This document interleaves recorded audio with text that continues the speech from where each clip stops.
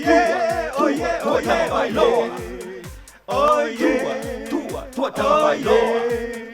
Oh yeah, oh yeah, Tua Tagovailoa. Oh yeah, Tua Tagovailoa.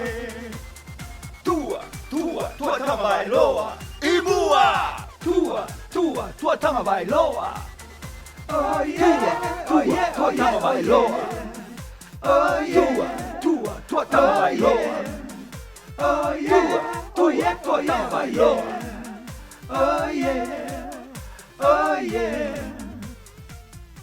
Oh yeah, oh yeah, oh yeah. Well, finally, there was the press conference today to introduce Mike McDaniel to the Miami Dolphins family.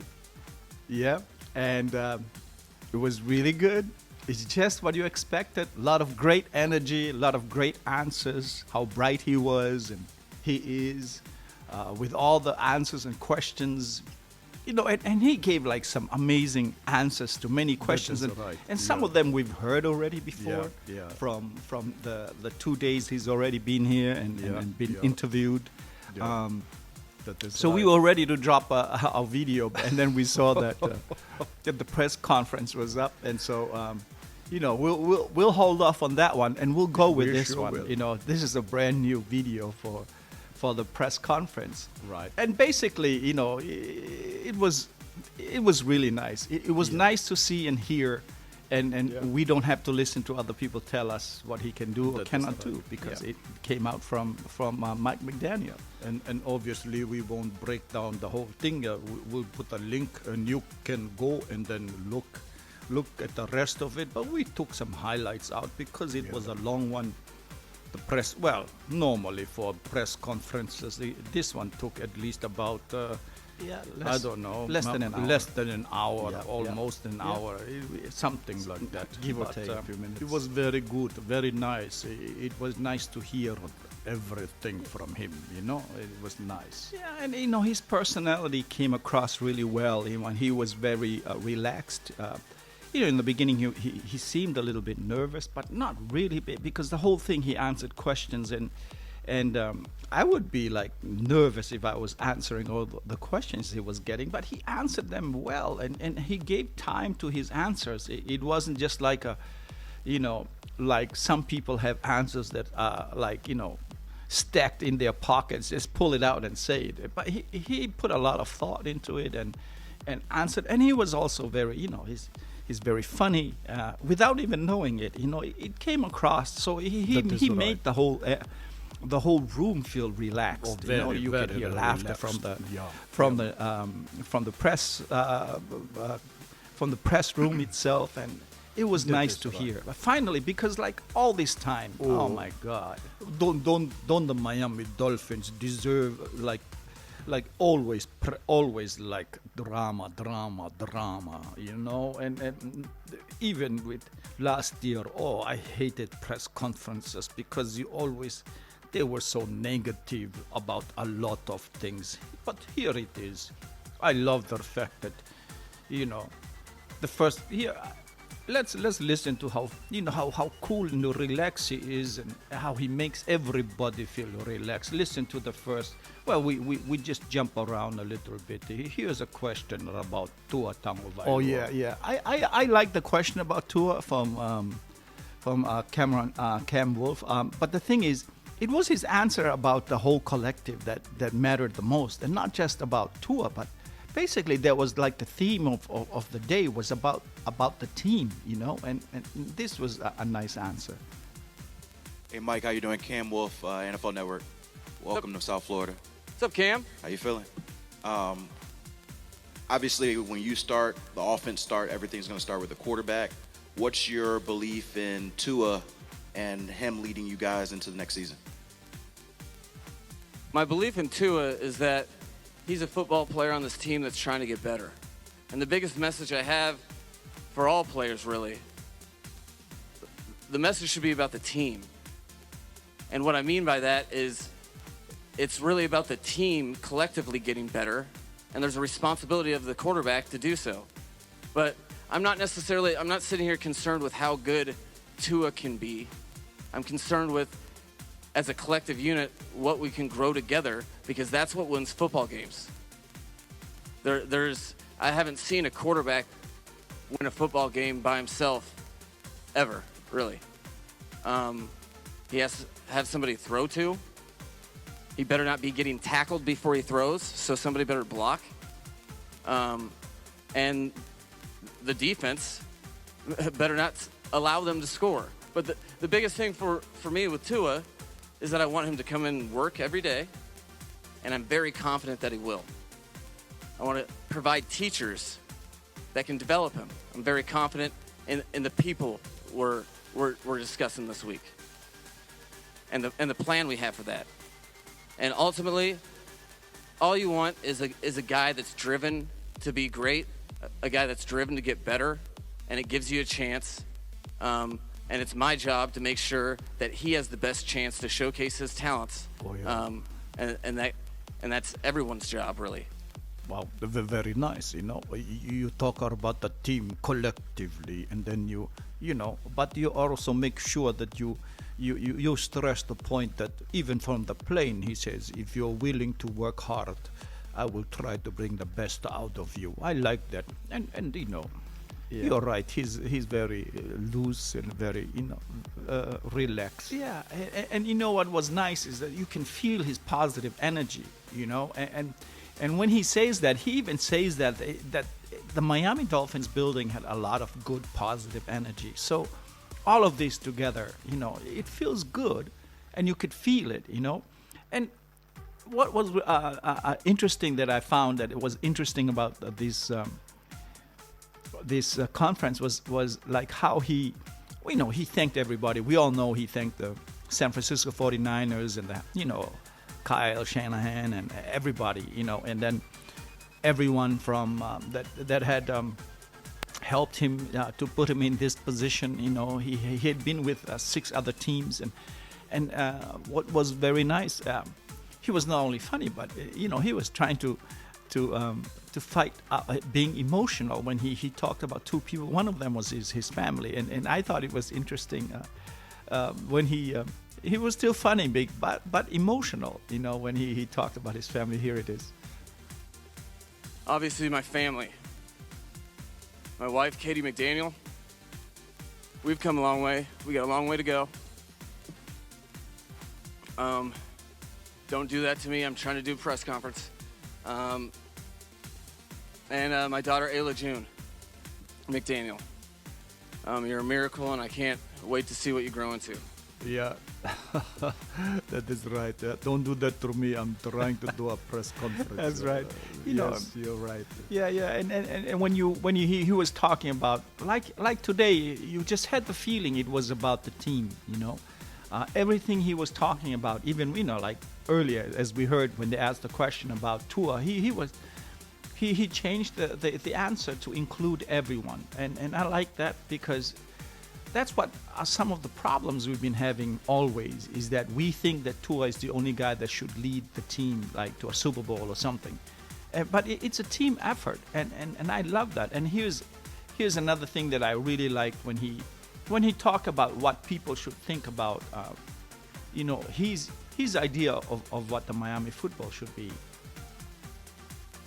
But really, the picture I'd like to present, and what I'm here to do with the assistance of all these wonderful people, is create a brand of football here that is known as Miami football. And what that is, in Miami Dolphin football, is all about passion, energy. You should be able to turn on the TV and know who the team is, even if the color's distorted, by the energy that they play with, by how they bond together, things that you only get with true work and bond together, okay? It's a team sport, and we're going to play as a team, and I promise you that we'll feel that. Oh, I love it. And I even liked when he continued about the possible, the group team coming together like this. The whole thing that makes football so magical, the whole reason I've devoted my professional life to it, is you have all these people with different interests focused on one common goal. okay? That one common goal of winning, winning often, winning playoff games, and winning Super Bowls. And that goal is what drives us, but it's the bond and everything we go through in that process that makes it memorable and makes it worth doing what we do. Yeah, exactly. And the nice thing about the whole thing is when even, when he just kind of like said, look, I'm looking forward to serving you all, or something like that. Do you have the audio? I think that was very telling of what type of person he's willing to work with the group all together to serve one purpose, and I love everything about it. It gives me goosebumps right now to be a part of something like that. An organization. This is my 7th, and I feel like when you're hired and fired that many times and bouncing around the NFL, you get a glimpse at a lot of things, and you know when something has the ability to be great. And that's all I feel walking in and out of these hallways, and I can't wait to serve each and every one of you. Or serve. You see, you're right. There's no ego in this. There's no ego in this guy here. That is unbelievable, And in fact, he goes on talking about ego here.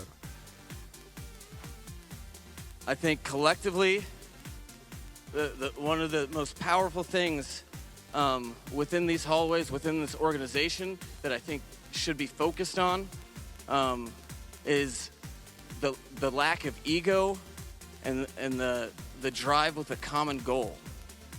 As in interviewing in this process, it's all about one thing, and that is a rarity, something special, and I am so fortunate to be a part of.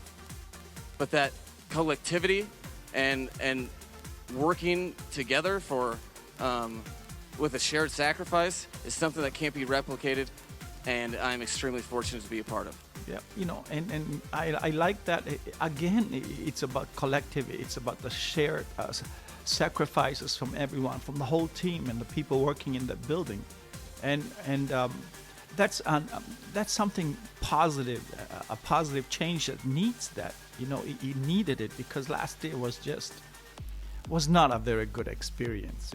I mean, press conferences was never a good experience last year. Here's the next question from Omar Kelly, and I really like his question, but it was the answer that gives us an insight of how this man, this intelligent guy, and the way he thinks and the way he presents his answers and how he ties them together. And what makes this answer so telling is that you really need to hear it of why this offense might be something special, because of this answer. About your upbringing in the NFL, Gary Kubiak, Shanahan, both father and son, your background, West Coast offense, heavy run-based offense. Is that sort of a sample of what you believe is winning football in the NFL? And what do you think it takes to win in the NFL from a play call standpoint and scheme standpoint? I understand what you're getting at with the question. I really like the question, but connecting it to winning, that's a team deal. But for offensively, with regard to scheme, I have an interesting story because I started with Mike Shanahan and immediately went to Gary Kubiak, and it's rare to work 15 years in the NFL across 6 teams and have the same system. So in that, what you end up doing in the same system, you're not constantly trying to relearn how to do things. You're constantly evolving to the point, when you're at your 4th or 5th year within the offense, and then you go to your 3rd team. Now you're reinstalling. So you found it's your 3rd rep of first introducing the same scheme, while also there's a completely different set of players. So within your scheme, you are tailoring it to whoever they are. You go. I mean, what was it? My 2nd year in Washington. Collectively, we drafted Robert Griffin III and ran a bunch of zone read. You know how much zone read experience our staff had? 0. And we didn't go to any clinics. We didn't. We really did it with the old-fashioned hard way grind. And what that afforded all of us, when you're talking about all the guys that were there in Washington, is in our formative years, our minds are open to adapting to whatever means necessary, to whatever player skill sets, all the way to the quarterback. So because of that, every single year, people call our scheme so creative. Really, we're just adapting. We're adapting to defenses. We're adapting to our players. We're constantly evolving. And I think that's important. And that's a winning formula. I think it puts players in position to succeed. And that's the key drive for the scheme. And that's why, it's less trying to be creative for creative's sake. It's more solving problems in different ways and having different tools and abilities to do so. Oh, I like that.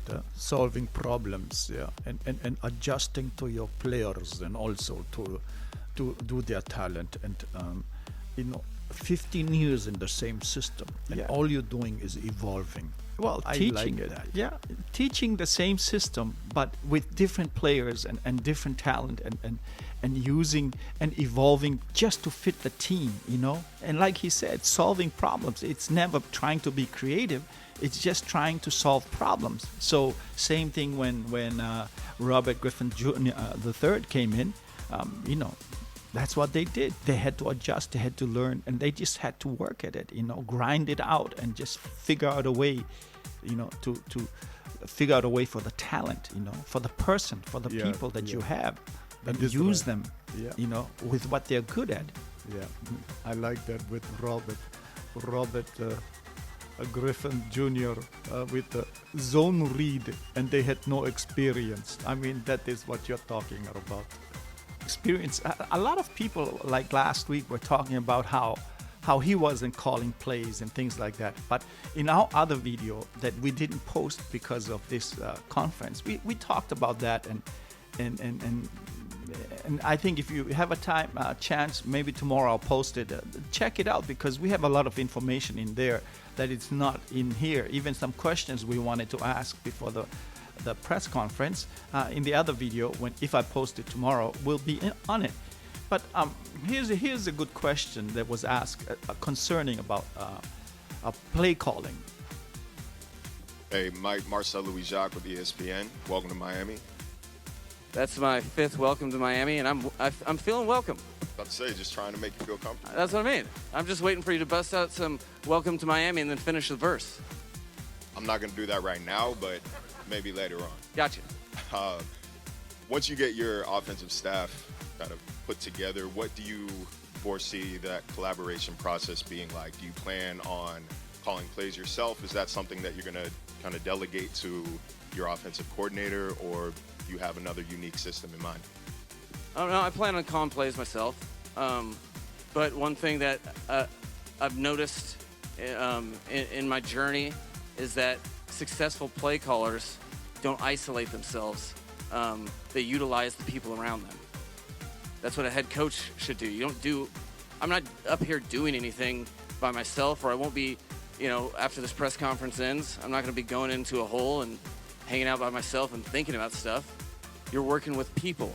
So the higher your leadership, with regard to a head coach, the more people you have to lead. As an offensive coordinator, you call plays, but if you're a head coach and calling plays, you better be reliant and feel very good about the people on your offensive staff. So it's been a meticulous process. I think not as meticulous as this head coaching search, apparently, but it's been very meticulous, because that's what you're preparing for.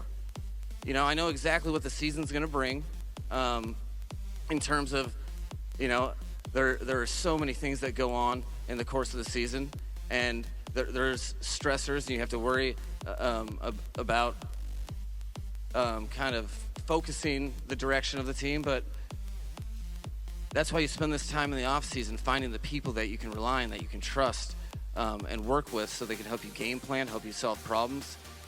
We can get the best plan together. And then, you know, when the players own the plan, you're just calling plays, but they make them come to life. Mar, that is very funny. Yeah, very funny for Marcel to answer. You could hear everybody laughing in there. Still a funny guy, but also very nice. Yeah, and there was like a slap on their face there on Brian Flores. They are saying if you need to use everybody's talent in the offense, even though he's planning to play call. You know, he would like to use other people. Yeah. Ideas, you know, That's to make right. the team better. Yeah. I like Collaborative. That's what they wanted. And thanks for bringing up Brian Flores' name, because he was a question that deals with the subject that Brian Flores was accusing the NFL of. Hey Mike, Savadine, USA Today. Your ethnicity has been a topic of conversation since your hiring. I wanted to ask, how's your experience growing up as how you identify? How has that experience been, and do you think getting a job like this sets an example for people just like you who have the same life experiences? Yeah, it's been very odd, to tell you the truth. This idea of identifying as something, you know, I think people identify me as something, but I identify as a human being. And my dad's black. So whatever you want to call it, I know there's a lot of people with a shared experience, but it doesn't make, you know, it's weird that it comes up, because you know, I've just tried to be a good person, and I think my background opens my eyes a little bit. I don't have any real experience with racism, because, you know, I think you identify me as something close to, I don't know. But I know my mom experienced it when she married my dad. I know my dad experienced it, and that's in my family. But I guess that makes me a human being that can identify with other people's problems. I love the answer. And you see, this press conference was really nice, and you know, we have the link at the bottom. You guys can all go check it out, see the whole thing. We tried to just take some things out, so and leave some for you, but we took the best things that we thought, you know, that would be interesting for all of you. And I think this last answer said it all. You know, what else do you say after that? You know, not much. But I'm glad he touched on the subject, and glad they finally had the press conference. Oh yeah, very very nice, and then will be interesting to see what are other coaches that will be hiring, you know. But all in all, it was very nice day, you know, conference, very nice atmosphere, funny, emotional, and a lot of information. You can see how bright he is, how intelligent he is, you know, with his answers, you know. He's never stumbling for answers. It's he can write a book right there. Yeah, you know? I'm really hyped about this next season, and I'm even more hyped about all the coaches they're gonna hire, and you know, and everything that we've heard so far in the past few days. He said it again here. So as we said before, check out our video we were supposed to put up before this, but you know, we'll post it tomorrow. You know, we gotta finish it, but it's already done. We just have to clean it up a little bit. But anyway, I think there's nothing else we can do, but it finally came, and now it's done, and then we'll continue, you know. And but it was a lot of good information about the man himself, Mike McDaniel. Yeah, we like very it. good, Yeah, very good. yeah. Proud. Yeah, I'm happy for the Miami Me Dolphins too. fans. Me too. You know, they deserve it. Absolutely. Well, ladies and gentlemen, thank you for joining us. As always, take care. Hope to see you next time. And as always, be safe out there. Yeah, thank you, everybody. Take it easy. Oh yeah, oh yeah, Tua Tagovailoa. Oh yeah, Tua Tagovailoa. Oh yeah, oh yeah, Tua Tagovailoa. Oh yeah, Tua Tagovailoa. Tua Tagovailoa.